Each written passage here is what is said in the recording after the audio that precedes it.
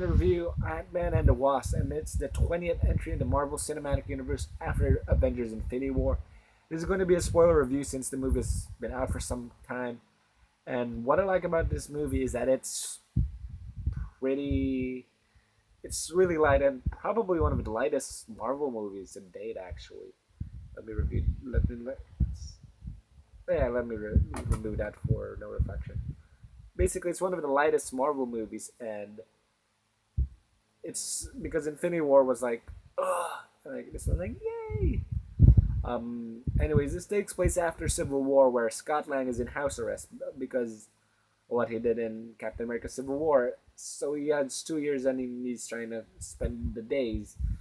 But Scott and Hope are like trying to save their mother slash wife Janet, who is stuck in the quantum realm. They discovered she was alive because Scott got to escape the quantum realm. So they realize there's a possibility she's still alive. So they do the search, but then there's like oppositions with the ghost who has a past with him, and the ghost is basically trying to stop the plan.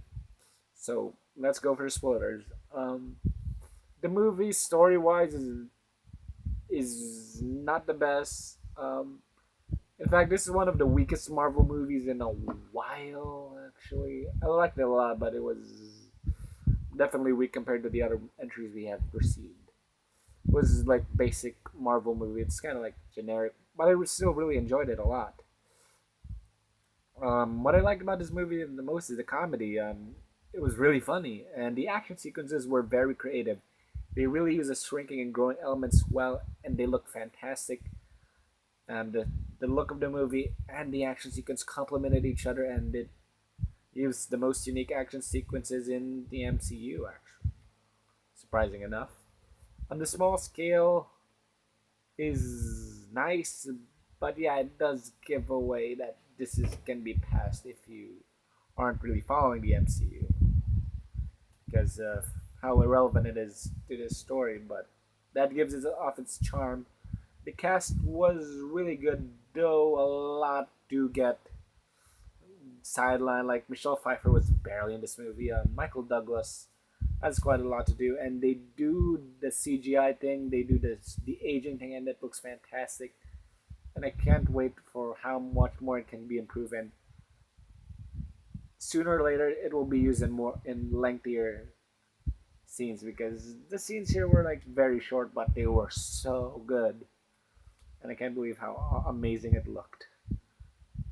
And what else to talk about? The ghost. She was an okay villain. She had a decent backstory.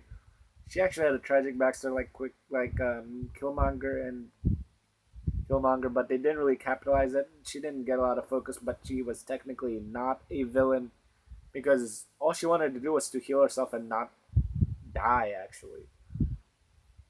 And she was a threat, but she wasn't a big presence in the movie, which is kind of sucks. But hey, and Bill Foster played by Lawrence Fishburne. I also liked him a lot. Wish he had more to do, but oh well. Paul Rudd and Evangeline Lilly are great leads. Paul Rudd is like national treasure, and Evangeline Lilly is good as well. The comedy is great, and I love the father-daughter relationship between Scott and Cassie, and that's like the most sweet relationship in the MCU. Very genuine and makes me smile a lot. Um, let's see, Michael Pena is back, and he's as great as ever. The two other friends are back, played by Ti Harris and Bobby something. No, that was the boyfriend. Um, that's the new husband of Scott's. Anyway, let's continue. The movie overall is enjoyable, creative action sequence, likable characters. The script is a bit weak, and overall it feels a bit underwhelming at times. But overall, I really enjoyed Ant Man and the Wasp. If you're not a fan of the MCU, you can probably skip Ant Man and the Wasp because it really does not it does nothing new. And yeah, that's it. I'm giving Ant Man and the Wasp a 4 out of 5 because I'm a generous guy. I like to really put round up reviews because that is better than rounding down. Next review will probably be Skyscraper, probably, and in the future I might review Solo and Ocean's 8 because I haven't reviewed those films, so that's bad, I guess.